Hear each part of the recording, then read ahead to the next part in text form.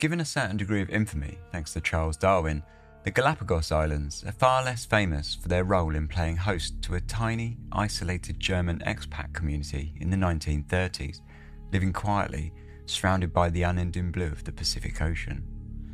The motley crew of settlers included a doctor with philosophical aspirations, a pregnant housewife, and an eccentric Baroness bent on creating a hotel for millionaires, complete with her doting entourage of love interests. Perhaps unsurprisingly, the ideological disparate factions often failed to see eye to eye whilst they precariously shared the island's few natural springs, a situation that rose more than a few suspicions to those that watched on from the outside after a series of unexplained deaths and disappearances tore the quiet island life apart from the inside, leaving the survivors to shrink off into quiet obscurity. This is Dark Histories, where the facts are worse than fiction. Hello and welcome to Dark Histories Season 6, Episode 4. I'm Ben, as always. I hope this episode finds you well. This week we got another murder mystery coming up. Or, well, I suppose it's a murder mystery. It's a little bit more than that. It's a bit of an odd one, because normally I wouldn't do two episodes in a row that are kind of similar genres. And this one is kind of similar to last week's episode, but somehow, as per usual, my episode planning has gone completely out the window, and I've started doing whatever episodes I please in whatever order I want, and somehow I've ended up with these two next to each other. But it is what it is. But with that said, let's crack straight on into it, because it is quite a long one, as always these days. I think that's becoming the norm. But yeah, so let's just get straight into it. This is called the Floriana Affair: Murder in Paradise.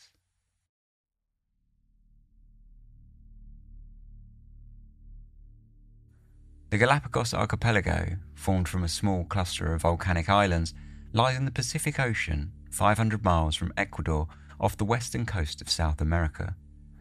Laying with islands on either side of the equator, it has a surprisingly diverse climate due to the Humboldt Current that flows north along the western coast of South America, bringing a cold water stream to the region. The warm season lasts for just over 6 months of the year, and brings long hours of sunlight with periodic tropical rain showers. On the flip side, the rest of the year is dominated by the cool season, which sees the islands covered in shrubland, grassland and forests, shrouded in persistent, complete fog. Although they cover an area of 17,000 square miles of ocean and make up over 3,000 square miles of land, the archipelago is dominated by its 18 main islands, including Darwin Island, famously named after the naturalist who visited the islands for 5 weeks as a geologist, and whose observations of the wildlife at the time went some way to developing his theory on evolution, which he later published in On the Origin of Species in 1859. The most populous island, Santa Cruz, lies in the centre of the island chain and hosts a population of around 16,000. Directly south of Santa Cruz, at the bottom of the archipelago, sits Floreana.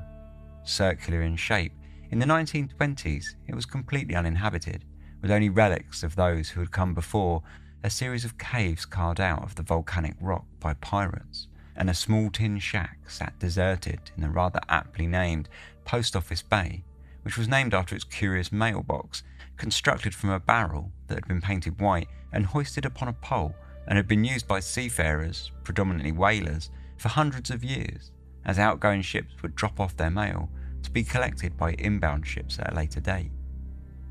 By the 1920s, the island's caves have been long since deserted, and the only humans that set foot on the island were passers-by dropping off or collecting mail, and the occasional hunters from neighbouring islands who would visit temporarily in order to hunt the prodigious stocks of wild cattle and boars that made the islands their home, along with the flocks of flamingos.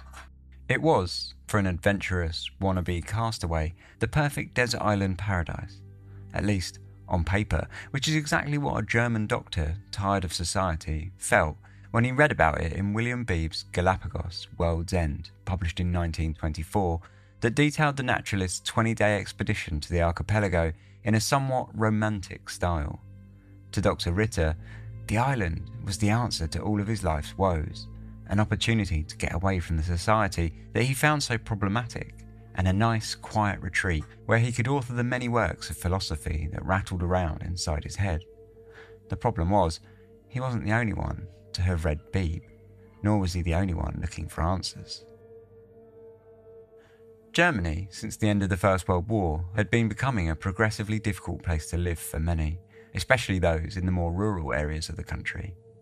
The early 1920s had been the peak of what was an economic black hole, which had seen inflation rise to obscene numbers, requiring workers to be paid twice a day just to keep up with the exchange rate.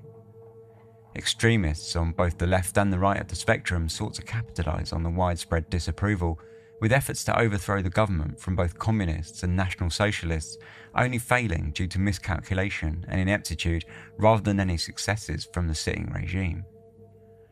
Contrasting this, it was also a decade of growing importance amongst German culture and arts, with advancements in film paying off in the German expressionist movements, along with the worldwide fame of Bauhaus in architecture and design, and strong contingents in fashion, art and philosophy. Berlin was a prime example of the contrasting societal situation, with debilitating poverty living side by side with an emergent middle class and a comfortable upper class. Regardless of class, and despite the successes in arts and culture, discontent was still high in the streets, and there were many who went looking for escape once their sliding savings regained a semblance of fragile stability from the currency reform. Dr. Friedrich Ritter was one such bourgeois malcontent. Short, with mousy brown hair and blue eyes, he had been born in 1886 in Wolbach, Germany, in the heart of the Black Forest region. His father had a varied career as the Burgermeister of the town, a farmer, storekeeper and carpenter, and Friedrich grew up in a reasonably stable environment, though he was known to have been sickly and struggled with school. He enjoyed forays into the countryside, fond as he was of animals, and he subsequently grew to hate the hunting trips that he would go on with his father. In later life, he went on to study chemistry, physics and philosophy at the University of Freiburg, moving into dentistry and medicine after he graduated. At the age of 20, he married an opera singer, Myla Clark, despite his parents' opposition to the pairing. His medical career was punctuated by the First World War, which saw him volunteer for the artillery and fight in the trenches, and though he survived the ordeal, like so many, he was left deeply scarred by the experience.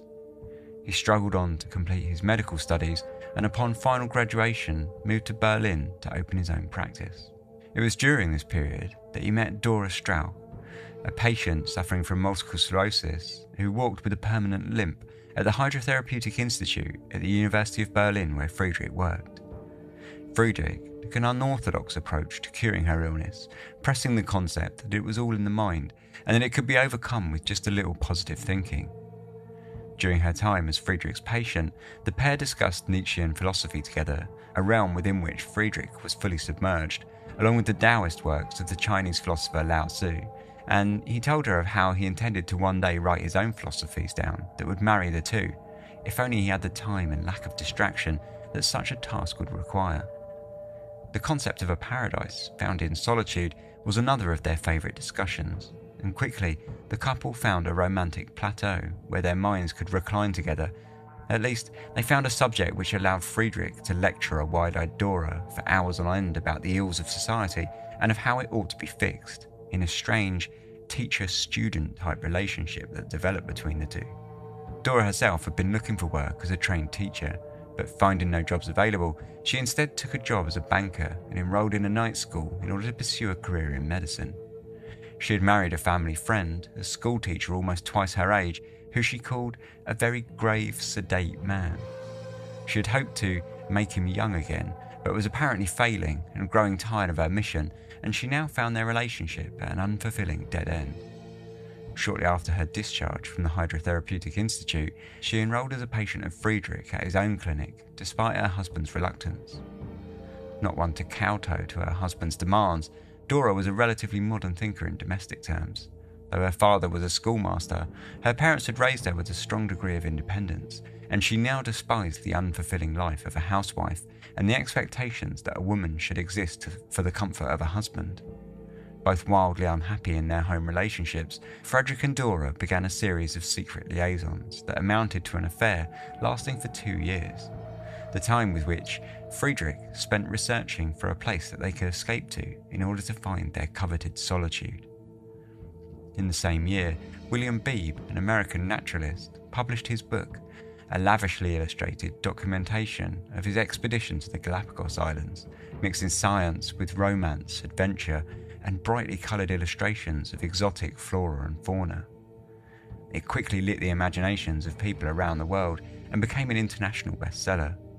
Within its pages, Beebe gave a fairly detailed history of one of the least populated islands, known at the time as Charles Island, though now referred to by its Spanish name, Floriana. Despite the book painting a difficult picture and detailing fairly well the many failures by people who had visited with intent to colonise the volcanic island, Friedrich saw in it his future with Dora. The pair made their preparations and packed their things. Friedrich, preempting later problems, had all of his teeth pulled out, but also to satisfy his own curiosity on whether or not a human's gums would toughen enough to allow one to chew without teeth. In case his gums failed him, he packed a set of stainless steel false teeth of his own invention, which he would eventually go on to share with Dora for a period, as her own teeth gradually failed, and a second set of teeth was slow to arrive.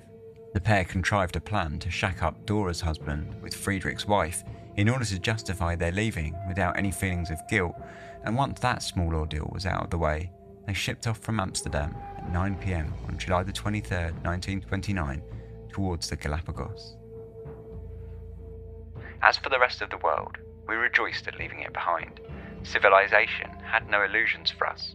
We had no interest in it, and the last thing we ever thought of was that it would ever take an interest in us.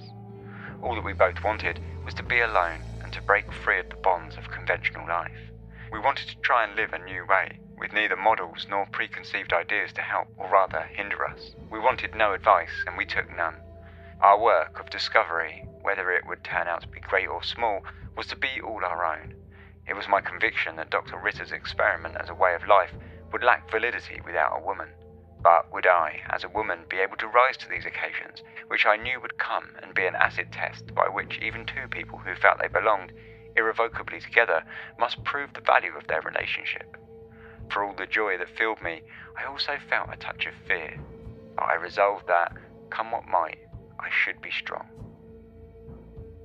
After spending so much time reading about Floreana in such romantic terms, the reality must have been a strange realisation for Friedrich and Dora as they arrived on the island and they were finally confronted with the truth of their new home in the wilderness.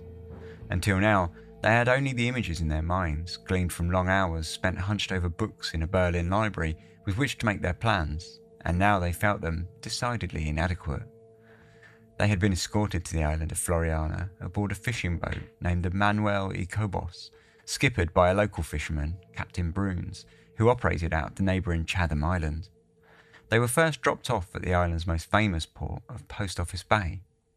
Staring up the beach, past the old wooden barrel that had been used for mail for so long, and up to the deserted shack, built from corrugated iron and surrounded by a small stone wall that had been left behind by a small group of Norwegian settlers who had previously taken up on the island, but long since left. To the side of the shack, the faint outlines of a tennis and croquet court sat curiously forgotten, baking under the sun. The Ritters had hired a 14-year-old Indian boy from the boat named Hugo for a month in order to help them find their feet and get settled on the island. They unloaded their equipment and supplies onto the beach and took in their new surroundings. An atmosphere of extreme desolation enfolded this scene and was increased by almost completely dried up, lifeless vegetation round about it. It was impossible not to think, with a calm of fear, of all the disappointed hopes of our predecessors on this island, who probably had come here with confidence no less than ours that they would be able to make their lives according to their heart's desire. The first few days on the island were spent exploring and looking for a plot of land that would be amenable to a long-term residence. They spent the morning cutting their way through the underbush and dense vegetation, making their way towards the centre of the island, with only the vague guidance of rumours that at least one spring existed somewhere on the island. As they cut their way through the foliage, they eventually wound up on Floriana's second most common landscape: vast, sharp and desolate lava fields. The bursting lemon trees that had been so numerous gave way to sparse, erratic tufts of grass and shrub that sprung up from cracks in the sun-baked ground. With some effort, They continued their journey into the interior, which once again gave way to thick vegetation and lush forest. While scouting, they heard the crack of a gunshot, only to see Hugo carrying back the body of a boar. Unimpressed, Friedrich, who had decided to live on a vegetarian diet in accordance with his philosophical ideals, forbade the boy from hunting any more animals until he had made full use of the one that he'd already shot. They spent the first night of their exploration holed up in a small system of caves that had been chiselled directly into the volcanic rock centuries prior by an Irish pirate named Patrick Watkins. The caves were not so bad. Their beds were carved into the walls along with a fire pit and chimney. Shelter that they were, however, they were far from the desert island paradise that the Ritters had envisioned, and they would not do for the long-term habitation. They got their head down for the night and looked forward to a second day of exploration and of what they might uncover. That night, the unfamiliar sounds of wild animals shifted all around them. The wild dogs which had been brought to the island in order to keep the goat population in check, cattle and wild boars all scuttled about the foliage, their ancestors left behind by settlers who had left long ago. The next day proved to be far more successful. The group stumbled out from the caves and headed south only a short distance before they found the fabled spring, and not far from the spring they found a small clearing which they decided was a fitting spot for their future paradise, despite the protestations from Hugo, who didn't think it was such a good spot. Pirates had lived here once before, calling it Casa Piedra, and much murder had taken place on the grounds. Friedrich ignored the advice from Hugo, chalking it up to nonsense and superstition. The area was rocky for sure and would need to be cleared well, but it sat in a small crater of about an acre in size, overlooking the bay below, 500 feet above sea level, and filled with tropical vegetation and a small spring, allowing Friedrich to assume that the ground would be amenable to his plans for a sustainable garden. With confidence, the pair pronounced it their new home and named it Friedo, a portmanteau of Friedrich and Dora, and also encompassing Fried, the German word for peace. The next few days and weeks were particularly hard work. Friedrich and Dora could not afford to rest on their laurels, and Friedrich especially demanded that they work hard to establish their home, with their first task being to bring up all of their supplies from the bay up to the new home on Friedo. This was made no easier after the pair stumbled upon a tree covered in nuts. Hugo warned them that on no account should they eat them, but they ate them anyway, immediately becoming violently sick. The sickness slowed down their advancements, but they eventually managed to carry all of their belongings up to Friedo and began erecting a fence around their new home. Hugo had pointed out the many animal trails to them a few days prior, and it seemed that the spring attracted wildlife to the area in large numbers, a situation that would not do if they were to keep their garden in good health. They worked throughout the day in clearing enough space to begin their planting and slept at night in hammocks tied to acacia trees, and whilst it may sound something like the paradise that they had once imagined, it was not long before Dora began having misgivings and considered the possibility of leaving the island for home. A sense of desolation froze me to the soul. I felt that I should go mad with joy if any other living being should come into sight, even a cannibal, even a bloodthirsty buccaneer. I thought of all the stories we had heard of former settlers and wondered if, perhaps, some as yet unknown cave upon the island might harbour someone else who might now suddenly appear and rescue me. All kinds of wild and fantastic thoughts of this came to my mind, only to increase the despair with which I realised that there was no one, not a living soul, to help me. Dora's problems on the island were many. Tasked with extremely hard labour of clearing the land around Friedo, despite suffering with physical struggles and walking with a permanent limp, she was also working under the incredibly tough taskmaster of Friedrich, whose philosophies drove him to treat Dora in ways that some outsiders might call harsh, and others may have called abuse. Enraptured by her almost godlike teacher-cum-lover, she wilted beneath his stern gaze, as Friedrich consistently discarded her difficulties in order to teach her in the ways of fortitude. Over time, however, Dora pushed on, and the little homestead started to resemble something the pair could call home.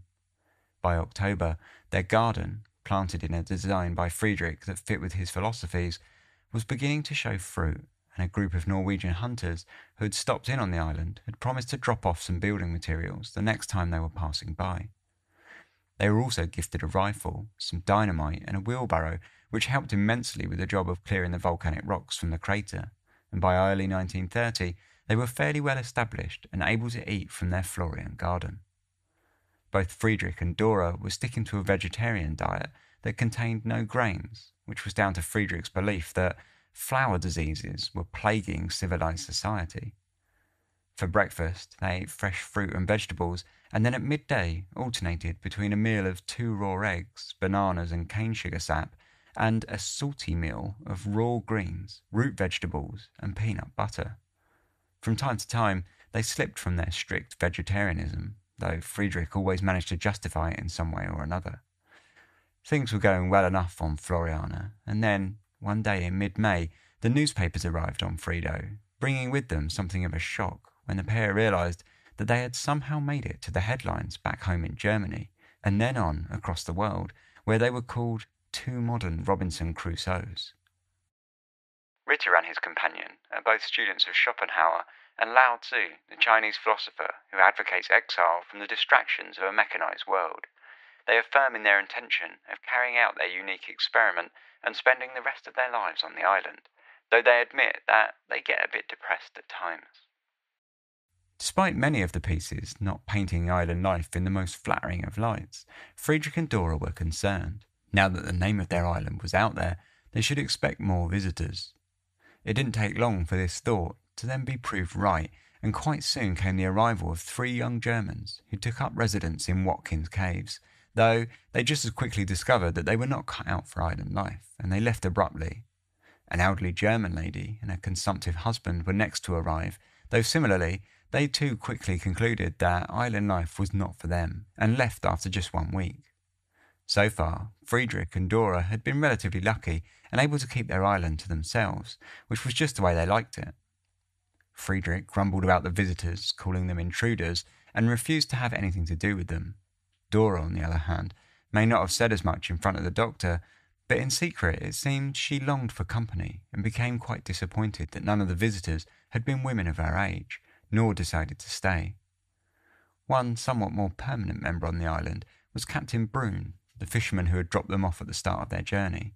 He had recommissioned the Norwegians' empty shack in Post Office Bay and turned it into a busy fishing enterprise, which had the secondary outcome of drawing sharks into the bay.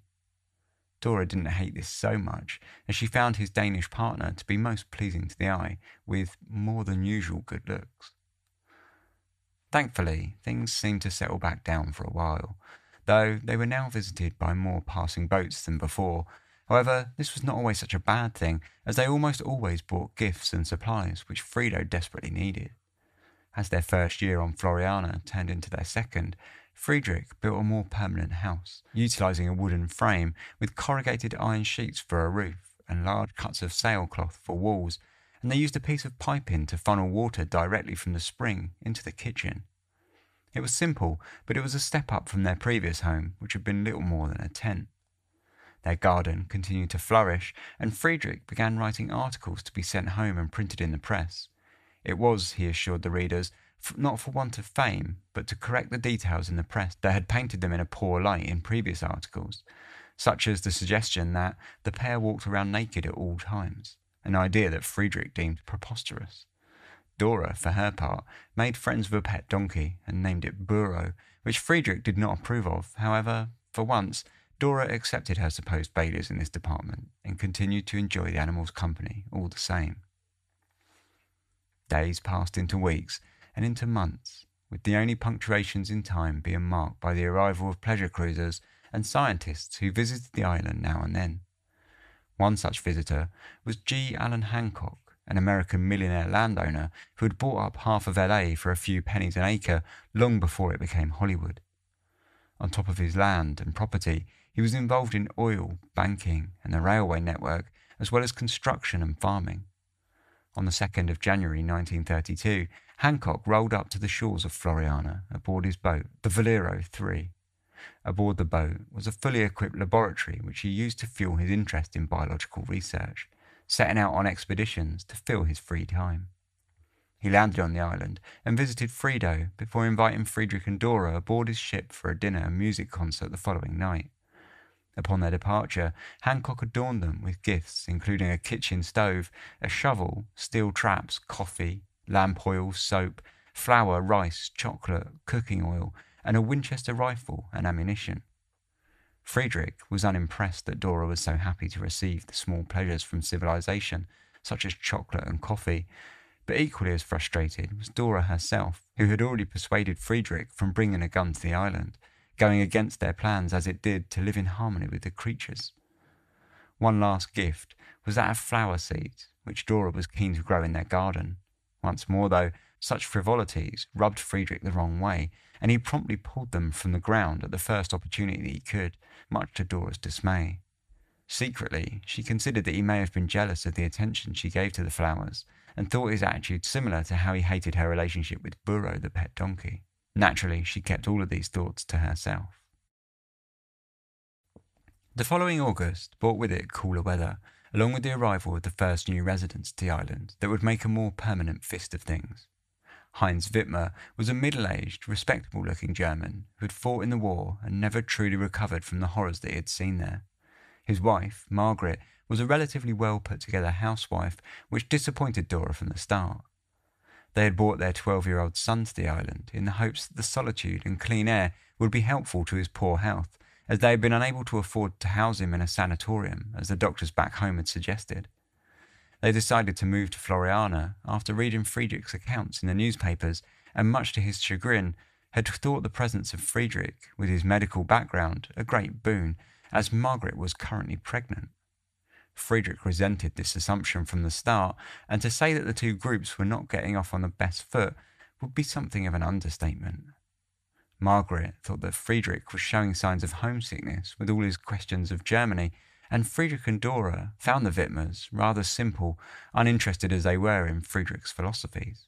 In fact, the Witmers soon proved to be quite different from the Ritters. If the Ritters were spiritual and philosophical about their move, the Witmers were pragmatic and practical. Heinz was a keen hunter and happy to utilize the wild cattle on the island for hides, oil, and sustenance. After a short stint at Watkins Caves, the family soon moved into a patch of land near a second spring, erecting a full-on wooden cabin, complete with a chimney for smoking the meat that they had left over. It was, in comparison to Frido, a remarkably quickly built domestic paradise. 6 weeks after the Witmers' arrival, however, a third party dropped to Floriana, and if the Witmers were a shock to Friedrich and Dora, then the group to arrive in October were heart-attack-inducing. The party was headed up by a young woman calling herself the Baroness, who paraded onto the island wearing riding breeches and boots, with a revolver in her waistband and a riding whip in her hand. Hot on her heels were the rest of her party, 3 men named Robert Philipson, who the Baroness referred to as her husband, Rudolf Lorenz, a young man 30 years of age, though he looked much younger, and Felipe Valdiviso, an Ecuadorian whom Friedrich assumed was a hired hand from one of the neighbouring islands.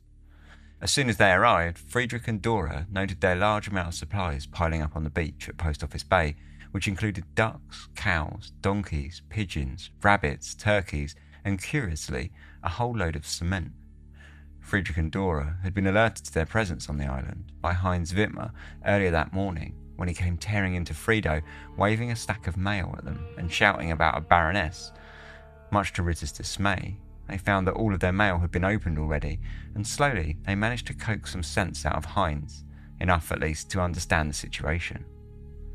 The day after they arrived, the Baroness's party strolled into Frido, with the Baroness herself riding in on the back of a donkey, immediately souring the meeting by demanding to see the spring and then washing her feet in the water. The Ritters also noted several strange things about the group. Despite the fact that the Baroness was apparently from Austria and Philipson and Lorenz were both German, all 3 spoke French, and the relationship between all 3 was more than a little bizarre, with Lorenz acting like something of a servant to the Baroness. If this was a mere Baroness, she certainly behaved as though she were at least a queen. The most assiduous of her courtiers was the young German Witmer had referred to. He now carefully helped her to dismount, and without waiting for an invitation, pulled over one of our deck chairs and settled her solicitously in it. That night, the new party stayed over at Frido, and the Baroness kept everyone awake all night by coughing loudly, until Dora offered a new blanket. After they left the next morning, Dora wasted no time in voicing her misgivings about the Baroness and her unusual party. There was something about all this that disturbed us painfully. It was in one way so trivial and theatrical and frivolous, and in another way so sinister. I felt a misgiving and a revulsion that was close to fear. Friedrich, almost to my surprise, this time showed sympathy and understanding for my human weakness, and heartened me. In any case, he said, we can only wait and see. And they would not be waiting too long. After thoroughly unimpressing the Ritters, the Baroness next paid a visit to the Witmers, where she unleashed her master plan to them. She had already given the same story to an Ecuadorian newspaper in attempts to rustle up interest in her venture. Not just a mere visitor, or even resident, the Baroness planned to build a hotel on the island, named the Hacienda Paradiso, that would cater to the mega-rich pleasure cruisers who visited the island. As if to intentionally make matters worse, the Baroness then decided to pitch her flag in the ground right on the Witmers' garden, declaring that she now intended to use their spring. Land on Floreana was not bought and sold by the Ecuadorian government, and the settlers on the island had, for many years, simply respected the space of one another, but the Baroness was not interested in tradition.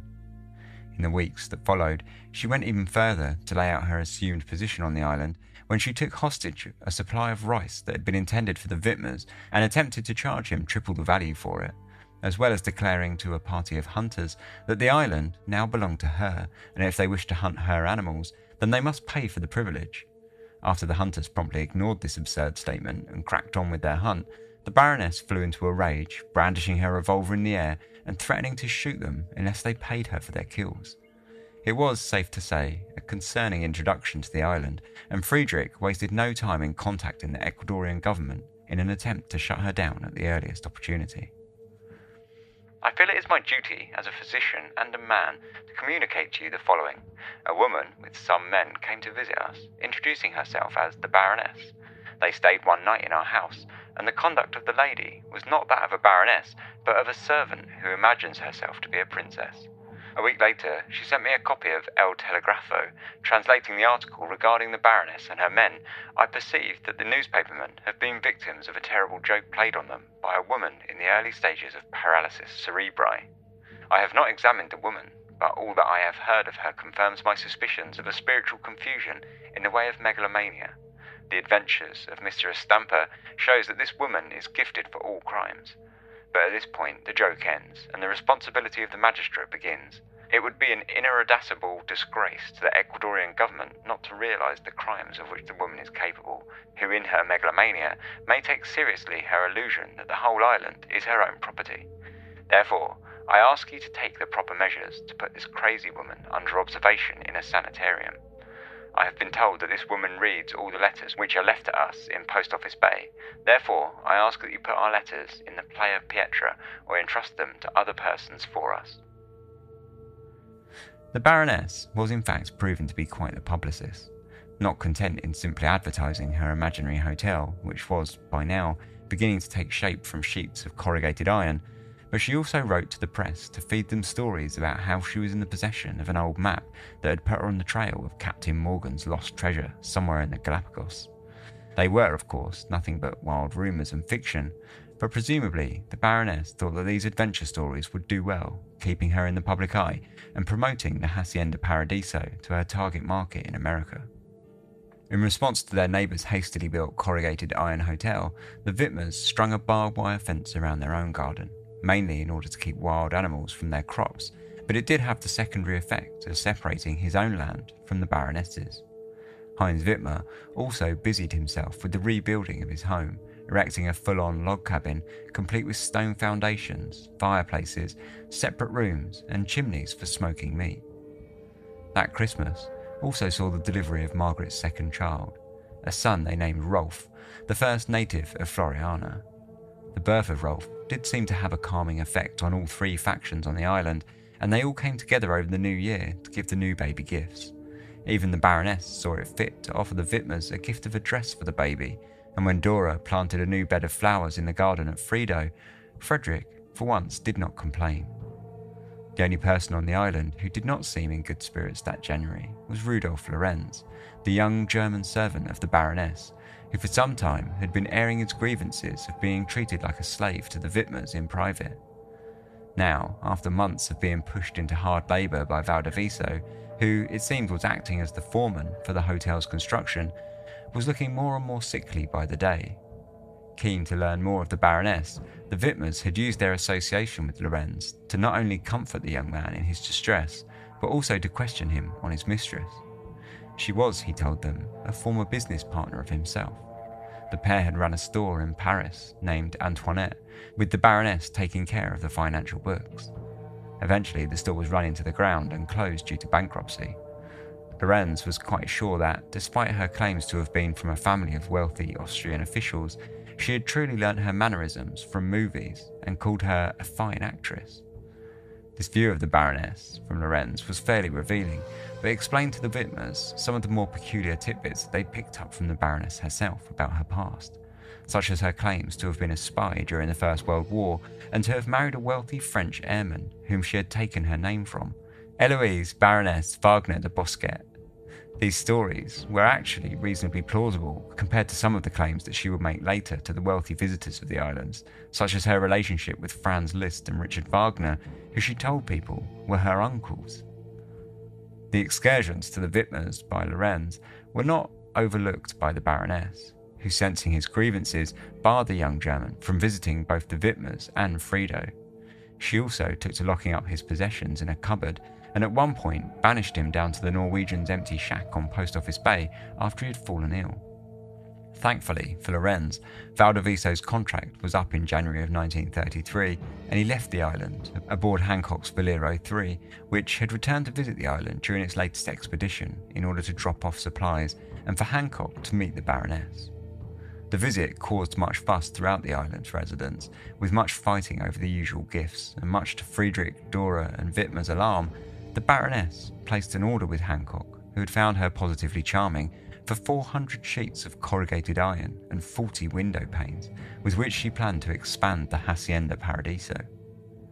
A similar occurrence happened in May when the Ecuadorian governor arrived on the island to follow up on Friedrich's letters about the Baroness. Quite different from placing her in a sanitarium, as Friedrich had suggested, the governor instead gifted her 4 miles of land for her hotel project and insisted to the Ritters and Witmers that they must share their springs with her. Before leaving, he also invited the Baroness to holiday with him on the neighbouring Chatham Island. The fact that he'd stayed the night at the Hacienda Paradiso and that the other residents of the island had already suspected her to be sex mad, the insinuations made by Dora the next day that she had done more than simply charm the governor with words, was very plain. That summer season on Floreana was the toughest yet for all the residents. A long-running drought was punishing them by drying up the springs and parching their gardens, baking the ground under the hot sun. Tensions were running high across all factions and were made no better when Burro, Dora's prized donkey, went missing on several occasions. It eventually wound up straying into the Witmer's garden one night, and Heinz, who had been waging a long-running war with the wildlife over his property, had shot the donkey on sight. Alarmed at what he had done once he'd realised the truth, he confessed the act to Dora, who felt sure that the donkey had been lured into the Witmer's garden by the Baroness. Meanwhile, back in the Hacienda Paradiso, the Baroness had kicked out Lorenz, who, tired of being beaten by Philipson, had sought refuge at the Witmer's house, who had taken the young German in after he had been turned away from Frido, where Frederick and Dora had rejected his pleas due to not wanting to raise the ire of the Baroness any further. Amongst all of this craziness, Hancock had returned, this time bringing with him the Hollywood actor, director, producer and writer Emery Johnson. The pair had decided to cast the Baroness in a silent film with her playing the role of a pirate empress, the results of which are about as crazy as this whole story sounds so far. In the week after Lorenz moved out of the Hacienda Paradiso, the Baroness came to check on him daily at the Witmers, calling for him to go for a walk, and when he would return, Margaret said he would sit in the corner and cry to himself for several hours. This continued for about a week until the 26th, when Margaret and Lorenz stopped into Frido to tell Friedrich and Dora a very strange tale. Earlier that day, the Baroness had come to the Witmer's house in order to see Lorenz as usual. However, Margaret informed her that he was currently away from the home hunting with Heinz. The Baroness had then gone on to tell Margaret that some friends had visited the island on a yacht and invited her and Philipson off on a cruise to Tahiti. She asked Margaret to pass this message on to the Lorenz and asked him to look after her things in the Hacienda Paradiso in case of her return. Friedrich, Lorenz and Heinz visited the hotel, and Lorenz immediately started divvying up all of the Baroness's possessions in order to raise money to leave the island, and as it turned out, she'd left behind quite a lot. In fact, it appeared as though she'd left behind almost everything, including her hat, her family photos, and her copy of The Picture of Dorian Gray, which was practically a lucky charm that she was said to have carried with her everywhere she went. Heinz was happy to buy the corrugated iron that the hotel was built out of and used it as a roof for his new house. At least, this is the story as far as was officially given in a joint statement made by Heinz Witmer and Dora aboard the Valero 3 with Hancock as their witness several months later, for the Baroness did not return. In fact, no one ever saw the Baroness again. With the disappearance of the Baroness, life on the island quietened down somewhat. Though wealthy visitors did stop in to see her still, the Witmers or Friedrich and Dora would tell them the same story, that the Baroness had set off aboard a yacht in the direction of Tahiti. April brought with it both the rains that would put an end to the long-running drought on the island, and a visit from Rolf Blomberg, a wealthy writer who had been exploring the Galapagos. After hearing Lorenz's plight, he agreed to take him off the island in order that he might able to catch a ride home to Germany from the neighbouring Chatham Island. When they arrived on Santa Cruz, Lorenz begged the captain of the ship to continue straight on to Chatham, as he was afraid of missing his connecting boat. The weather had not been favourable, however, and the seas were rough and choppy, and so the captain denied the request, preferring to wait until morning. Lorenz started tossing his money about in desperation, offering the captain a fistful of cash in order to leave right away, and so, reluctantly, they sailed for Chatham. It was, unfortunately, Lorenz's desperation that would get the better of him, as the pair were never seen alive again. Several months later, in mid-November, the mummified corpses of Lorenz and the Norwegian captain were discovered on Marchena Island by a crew of tuna fishermen. There was no sign of their boat, which appeared to have sunk. The young German had eventually managed to escape the Galapagos, but not quite in the same sense as he would have hoped. The same week that Lorenz's body was being reported on in the international press, Dora ran into the Witmer's garden calling out for help. Friedrich had eaten some poisoned chicken and was gravely ill. Heinz and Margaret accompanied her back to Frido. However, by the time that they arrived, Friedrich was already looking in a terrible condition. His tongue had swollen, and he was unable to move, struggling to breathe, and seemingly in a great deal of pain, though he refused any morphine. Dora told the Witmers that the previous day Friedrich had opened a jar of pork meat that had gone bad and had fed it to the chickens, who promptly died. Not wanting to waste them, he assured Dora that if they boiled the bodies of the chickens enough, then the toxins would be removed and the chickens would be safe to eat. Apparently, Dora had failed to boil them quite enough.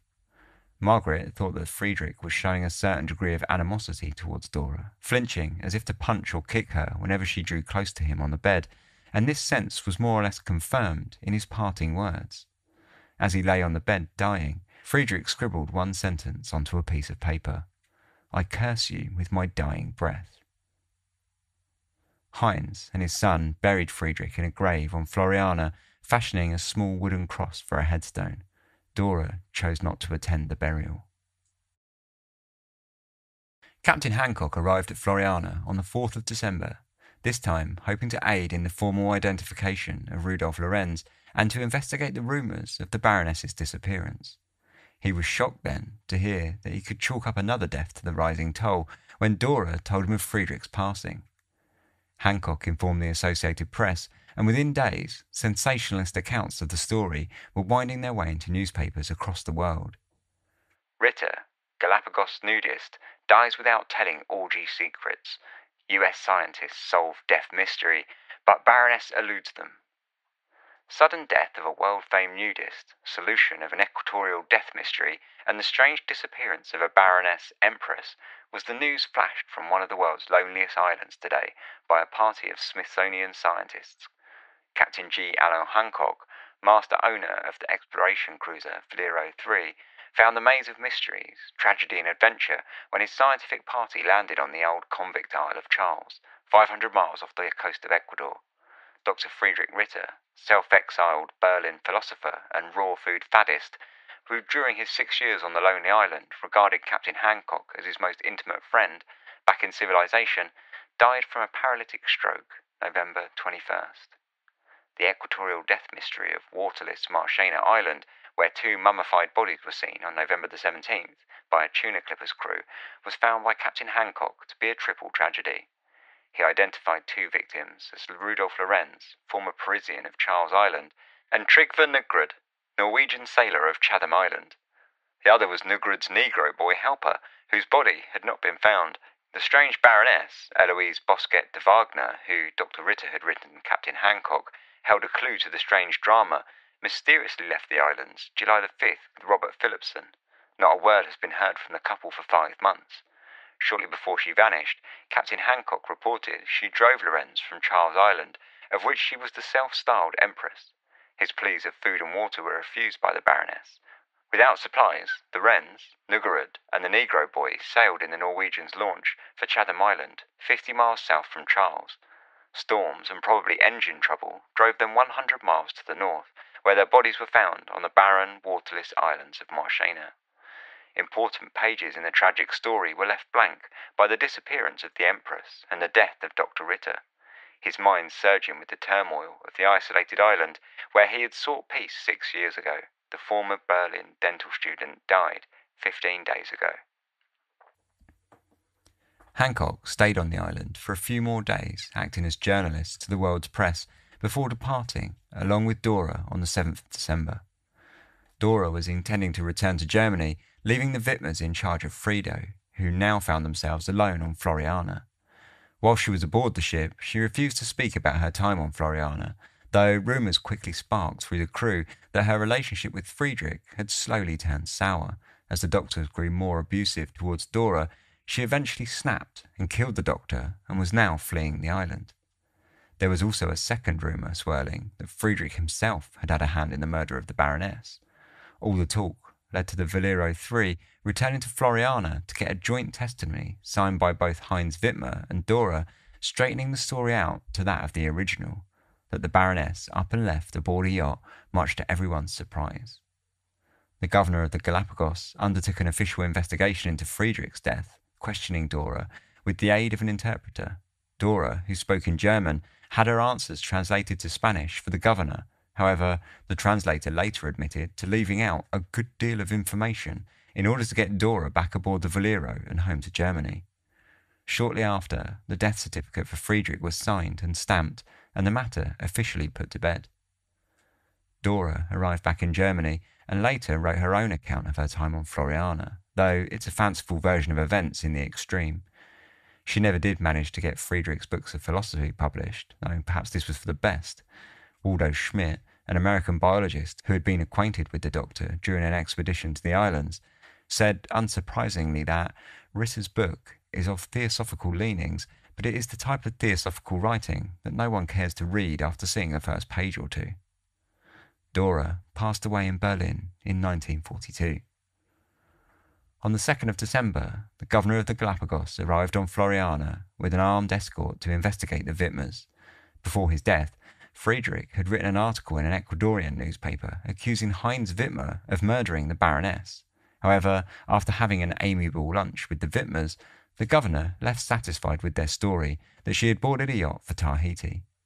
Shortly after this, Margaret sailed to Germany for a holiday, returning to Floriana a year later in January of 1936. The Witmers lived out the rest of their days alone on the island. They had a third child, a daughter, in 1937, and in 1938 were visited by the American President Franklin D. Roosevelt, who privately tried to pry information on the Baroness from them, though he found that they were not interested in talking, even to the President of the United States. Heinz Witmer passed away in 1963, outliving the first Witmer child, Harry, by nearly 15 years, after he had drowned in 1951. Margaret Witmer remained on the island until her death in 2000. If the Witmers ever knew more about the deaths and disappearances than they told anyone publicly, then they took it to their graves, leaving the mysteries of Floriana to continue off into obscurity. The story of the Floriana Affair is bizarre in the extreme, full of huge egos and bombastic characters. Perhaps one of the most peculiar outcomes of the entire thing, however, is the speed at which the inquiries into the deaths and disappearances were officially wrapped up, with very little investigation taking place at all. If we are to believe Dora's words in her book that there had been murder on Floriana, then it is a guarantee that there had been at least 2 murders that had taken place, that of the Baroness and of Philipson, but the death of Friedrich left a lot to be explained as well, though both events were signed off and forgotten about with very little in the way of official pomp or ceremony, and the story is left an open-ended tale of mystery. At the very least, it's probably safe to assume that Lorenz's death seems to have been an unfortunate accident, but the same cannot be said for the Baroness, Philipson and Friedrich. Maybe the Baroness really did catch a passing boat and disappear into anonymity, but it seems hard to reconcile that idea with what we know of her enjoyment of the spotlight on Floriana. The Ritters also claimed that they had not seen any boat approaching Floriana from their position overlooking the bay on the day of the Baroness was said to have been visited by the passing yacht. And of course, there is the outcome that nothing was ever heard from her again. So where did she go? There was no search made for her at all by the island residents, who all appeared to accept her story, despite Friedrich believing at one time that she may have committed suicide. Why was Lorenz so happy to quickly sell her belongings, many of which surely would not have been left behind by someone who had the time to pack a bag or two before departing? Was he just desperate to get off the island and saw a window of opportunity, or did he know for sure that the Baroness would not be returning? When considering who would have wanted to kill the Baroness, one can quite quickly find a motive for every single member of the island's residency. Lorenz seems like the most likely suspect. The Baroness may have been an annoying neighbour to Frieda and the Witmers, but to Lorenz she was a constant menace, physically beating him and reducing him to a sickly, injured, mentally broken wreck. His weak physical condition, however, was fairly well documented, and it seems unlikely he would have had the strength to overpower 2 grown adults, one who was known to brandish a revolver. The Witmers seemed like the most likely accomplices to Lorenz, since they had taken the German in, as well as their public and well-documented hatred for their unwanted neighbours. Shortly before her disappearance, Heinz was said to have shot off on a rage concerning the Baroness's behaviour and shouted to Friedrich that the law would have to be taken into their own hands. The Witmers, however, did go through investigations, both by the governor of the Galapagos and by the German consulate, following both accusations from Friedrich and rumours around the islands emerging from the other side without a mark against them. Friedrich, on the other hand, dead as he was, avoided any such investigation, and was well known to have hated the Baroness. His story was muddled and inconsistent at best, at one point or another publicly stating that he believed her to have gone away on a ship, committed suicide, and to have been killed by Heinz Witmer. On the other hand, there exist photos of the two seemingly smiling at one another, in a friendly embrace. Was it all a happy facade for the cameras, or was there a more complicated relationship between the two?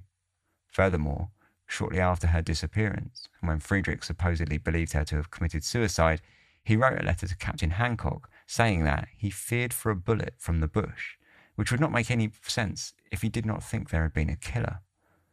Even if we assume that foul play had been involved in the disappearances of the Baroness and Philipson, then where were the bodies dumped? The abandoned eastern side of the island saw almost no visitors and would have made for a quiet gravesite, or failing that, the sharks in the bay could certainly have been put to use. And then there is the death of Friedrich himself. Can we take Dora's story for fact without asking any questions? Why was Dora not more sick if they had both eaten the poisoned chicken?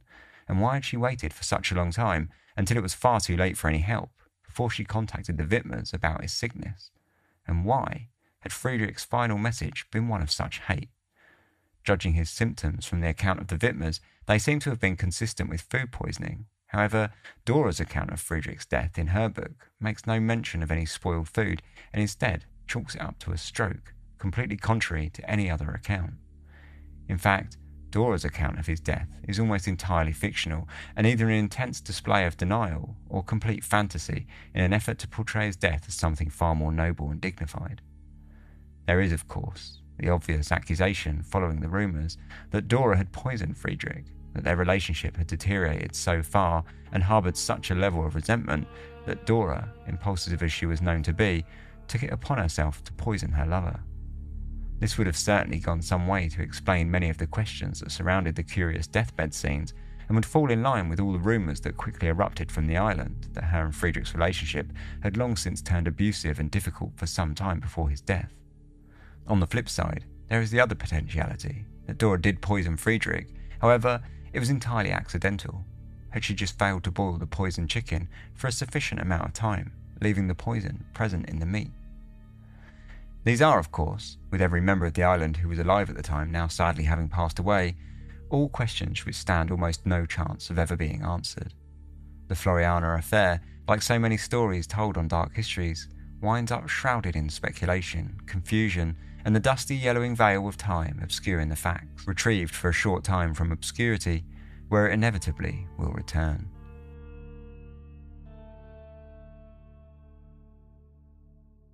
So that was the Floriana Affair, about as convoluted a web of lies and deceit and confusion as there's ever been on Dark Histories. So we'll talk a little bit about that and try and unpack some of it after these short advert breaks. Welcome back. So that was a really confusing story, massively difficult to untangle and try and fit into like a 1 hour episode. So I definitely recommend, if you would like to know more about this, there is a few books written about it. There's also a documentary that's all right, actually. The documentary, I think they're basically all sort of called the same thing. Dora wrote a book called Satan Came to England, a survivor's account of the Galapagos Affair. I don't really recommend that if you're only going to read one book, although it is a really enlightening book on the story. It's very, very much through the lens of Dora, so it's almost entirely sort of fictional. I mean, it's maybe you don't have to go that far, but it's definitely her like filtered version of events, and there are a lot of things that say that are heavily filtered out from that. A better book is by a guy called John Traherne. I don't know if that's how you say his name. Came out in 1983, and that's just called the Galapagos Affair. And that all of these books are in the sources anyway, which are in the show notes. But I definitely recommend that one if that was to be the one book you'd read. And also, I say that there is a documentary. It's a couple of hours long, like a feature-length documentary. And it is quite good, and I think that's called Satan Came to Eden as well. And it is quite good, actually. I quite enjoyed it. It's quite a balanced view of the whole thing. So yeah, I'd recommend watching that as well if you want. But again, like, it's really, you need to read at least the book by John Traherne to really get to the nitty gritty. One thing I think I found with the documentary is it skimmed over Friedrich quite a lot, who's a character that I found quite problematic, if I'm going to be honest. I found that he was just beyond pretentious. He was ridiculous. I mean, he made special shoes for him and Dora to wear whilst they were still in Germany, right? So this is before they even got to the island and they have to have dodgy shoes. But he did this because he rejected the idea of proper human footwear. And that's a direct quote. I mean, how self-important, pretentious do you have to be? His kind of philosophies and stuff were very nonsense, basically. And he was just a spiteful, mean, vindictive man. And it seems to me, and you have to be careful when you make these claims and stuff, and you know, you've got to be a bit careful about what you're saying, but he seems very abusive to me towards Dora. I mean, he basically trod her into the ground and then fairly sort of psychologically abused her, I would say. And I suppose that sort of draws us on to whether or not she killed him, which is that, you know, the rumours. And I'm willing to believe that she probably did, in all honesty. I do think there's quite a lot of suspicion around that.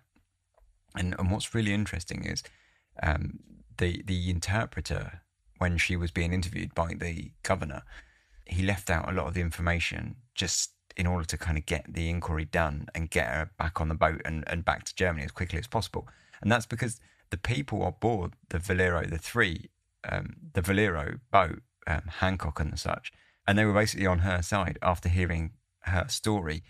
And I think the story that they would have heard was probably that Friedrich was abusive and their relationship had gone to hell, and And I think she probably snapped and bumped him off. Wouldn't surprise me at all, because I would say that he was being abusive even when she thought he was being brilliant.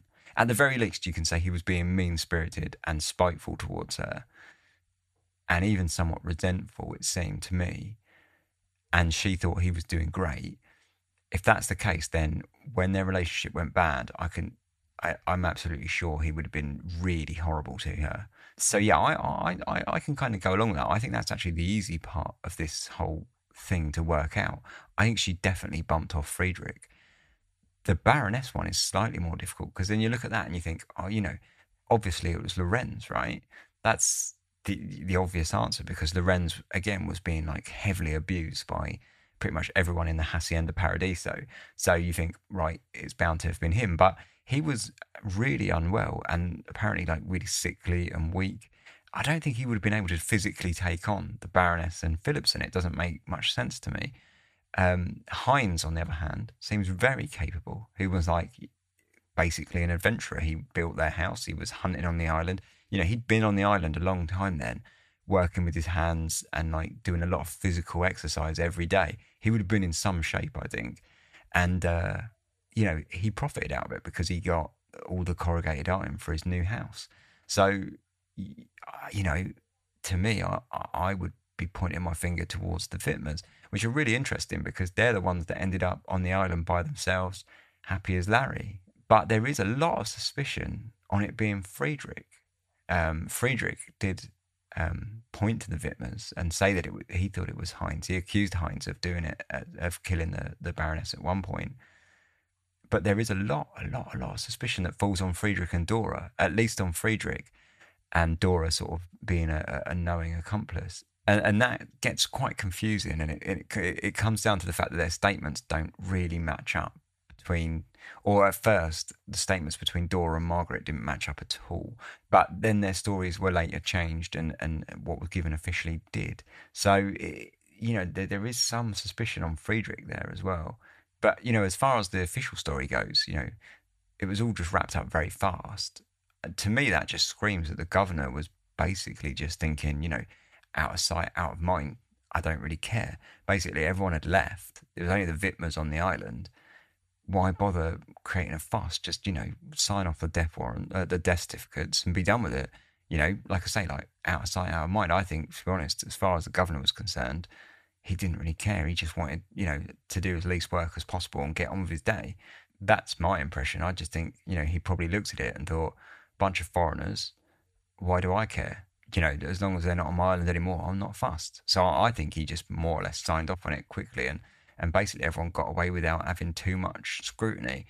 And I think that's probably where the answers would have lied if they had have done a proper investigation. And I think you would have seen, in my opinion, probably Heinz would have come up as the accomplice to Lorenz. I think it would have been Heinz Witmer and Lorenz that done the Baroness and Philipson, because I definitely think they were almost undeniably they were killed.